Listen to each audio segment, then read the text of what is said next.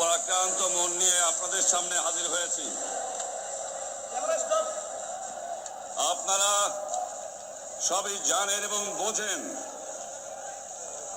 আমরা আমাদের জীবন দিয়ে চেষ্টা করেছি।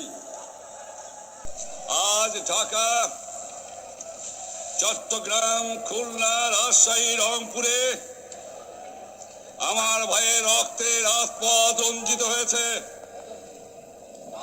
আজ বাংলার মানুষ মুক্তি চায়, বাংলার মানুষ বাঁচতে চায়, বাংলার মানুষ তারা আজ তার অধিকার চায়।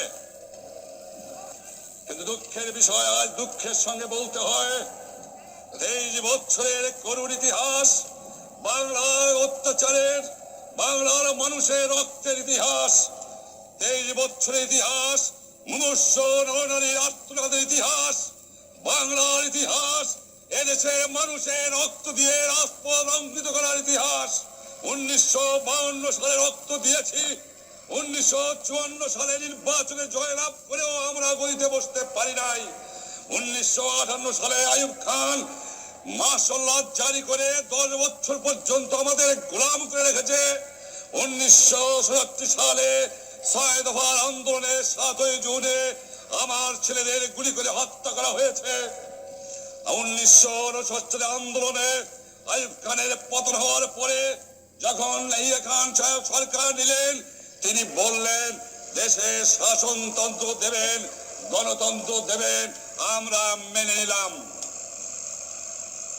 তারপরে অনেক ইতিহাস হয়ে গেল, নির্বাচন হলো। আপনারা জানেন দোষ কি আমাদের? আজকে আমি প্রেসিডেন্ট ইয়াহিয়া খান সাহেবের সঙ্গে দেখা করেছি, আপনারা জানেন, আলাপ আলোচনা করেছি। আমি শুধু বাংলার নয়, পাকিস্তানের মেজরিটি পার্টির নেতা হিসাবে তাকে অনুরোধ করলাম 15 ফেব্রুয়ারি তারিখে আপনি জাতীয় পরিষদের অধিবেশন দেন। তিনি আমার কথা রাখলেন না, তিনি রাখলেন ভুট্টো সাহেবের কথা। তিনি বললেন প্রথম সপ্তাহে মাসে হবে, তিনি মানে নিলেন। আমরা বললাম ঠিক আছে, আমরা অ্যাসেম্বলিতে বসবো, আমরা আলোচনা করব। আমি বললাম বক্তৃতার মধ্যে, অ্যাসেম্বলির মধ্যে আলোচনা করব। এমনকি আমি এ পর্যন্ত বললাম যদি কেউ ন্যায্য কথা বলে, আমরা সংখ্যায় বেশি হলেও একজন যদিও সে হয়, তার ন্যায্য কথা আমরা মেনে নেব। আসুন বসি, আমরা আলাপ করে শাসনতন্ত্র তৈরি করি। তিনি বললেন পশ্চিম পাকিস্তানের মেম্বাররা যদি এখানে আসে তাহলে কসাইখানা হবে অ্যাসেম্বলি। যদি কেউ অ্যাসেম্বলিতে আসে তাহলে পেশোয়ার থেকে করাচি পর্যন্ত দোকান জোর করে বন্ধ করা হবে। তারপরেও যদি কেউ আসে তাকে সন্ন্যাসার করা হবে। আমি বললাম অ্যাসেম্বলি চলবে। তারপরে হঠাৎ 1 তারিখে অ্যাসেম্বলি বন্ধ করে দেওয়া হলো। কি পেলাম আমরা? আমার পয়সা দিয়ে অস্ত্র কিনেছি বহিঃশত্রু আক্রমণ থেকে দেশকে রক্ষা করার জন্য। আজ সেই অস্ত্র ব্যবহার হচ্ছে আমার দেশের গরিব দুঃখী নিরস্ত মানুষের বিরুদ্ধে, তার বুকের উপরে হচ্ছে গুলি। আমরা পাকিস্তানের সংখ্যাগুরু, আমরা বাঙালিরা যখনই ক্ষমতায় যাওয়ার চেষ্টা করেছি, যখনই এদেশের মালিক হবার চেষ্টা করেছি, তখনই তারা আমাদের উপর ঝাঁপিয়ে পড়েছেন। তারা আমাদের ভাই। আমি বলেছি তাদের কাছে এই কথা যে আপনারা কেন আপনার ভাইয়ের বুকে গুলি মারবেন? আপনাদের রাখা হয়েছে যদি বহিঃশত্রু আক্রমণ করে তার থেকে দেশটাকে রক্ষা করার জন্য। তারপরে উনি বললেন যে আমার নামে বলেছেন, আমি নাকি বলে স্বীকার করেছি যে 10 তারিখে রাউন্ড টেবল কনফারেন্স হবে। আমি উনাকে একথা বলে দেবার চাই, আমি তাকে তা বলি নাই। টেলিফোনে আমার সঙ্গে তার কথা হয়।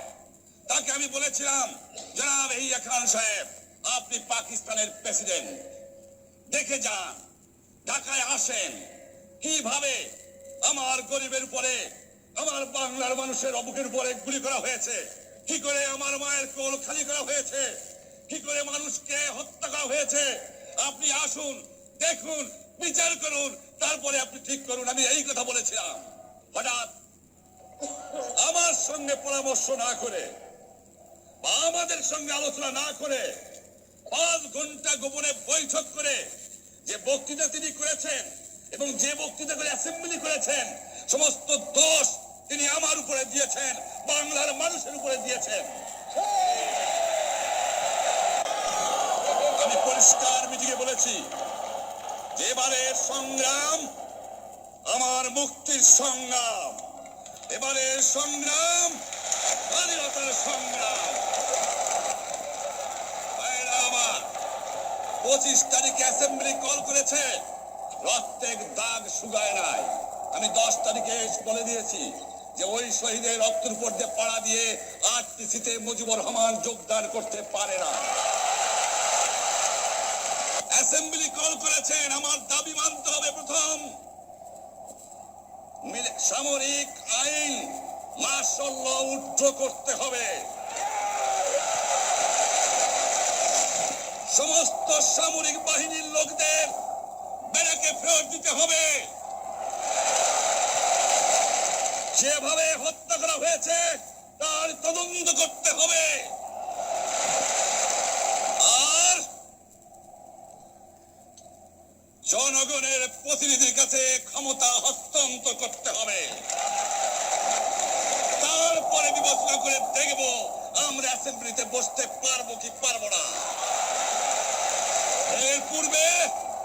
এর পূর্বে অ্যাসেম্বলিতে বসার আমরা অ্যাসেম্বলিতে বসতে আমরা পারি না। জনগণ সে অধিকার আমাকে দেয় নাই। ভাইয়েরা আমার, তোমরা আমার উপর বিশ্বাস আছে?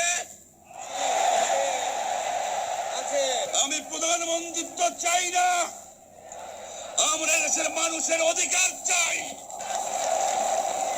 আর যদি একটা গুলি চলে, আর যদি আমার লোকের উপর হত্যা করা হয়, তোমাদের উপর কাছে আমার অনুরোধ রইল, প্রত্যেক ঘরে ঘরে দুর্গ গড়ে তোলো।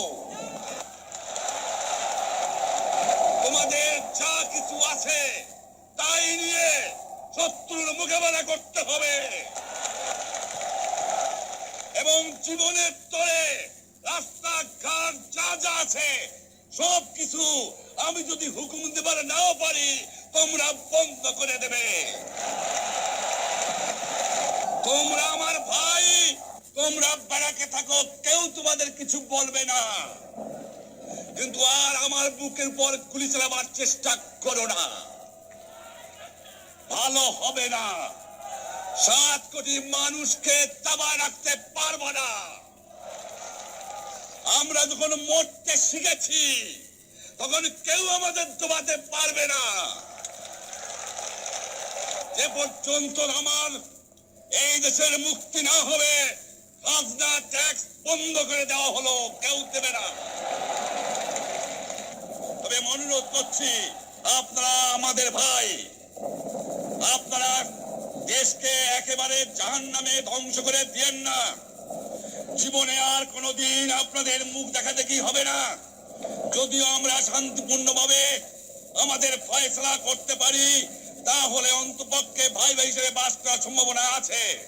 সেই জন্য আপনাদের অনুরোধ করছি, আমার এই দেশে আপনারা মিলিটারি শাসন চালাবার চেষ্টা করবেন না। দ্বিতীয় কথা, প্রত্যেক গ্রামে, প্রত্যেক মহল্লায়, প্রত্যেক ইউনিয়নে, প্রত্যেক সাব ডিভিশনে আওয়ামী লীগের নেতৃত্বে সংগ্রাম পরিষদ গড়ে তোলো এবং তোমাদের যা কিছু আছে তাই নিয়ে প্রস্তুত থাকো। মনে রাখবা, রক্ত যখন দিয়েছি, রক্ত আরো দেব, এই দেশের মানুষকে মুক্ত করে ছাড়বো ইনশাআল্লাহ। এবারে সংগ্রাম আমাদের মুক্তির সংগ্রাম, এবারে সংগ্রাম স্বাধীনতার সংগ্রাম। আপনারা আমার উপরে বিশ্বাস নিশ্চয়ই রাখেন। জীবনে আমার রক্তের বিনিময়েও আপনাদের সঙ্গে বেইমানি করি নাই। প্রধানমন্ত্রিত্ব দিয়ে আমাকে নিতে পারে নাই, ফাঁসি কাজটা আসামি দিয়ে আমাকে নিতে পারে নাই। যে রক্ত দিয়ে আপনারা আমার একদিন জেলের থেকে বার করে নিয়ে এসেছিলেন, এই রেসকোর্স ময়দানে আমি বলেছিলাম আমার রক্ত দিয়ে আমি রক্তের ঋণ শোধ করবো, মনে আছে? আমি রক্ত তোমার জন্য প্রস্তুত। আমাদের মিটিং এইখানেই শেষ। আসসালামু আলাইকুম। জয় বাংলা।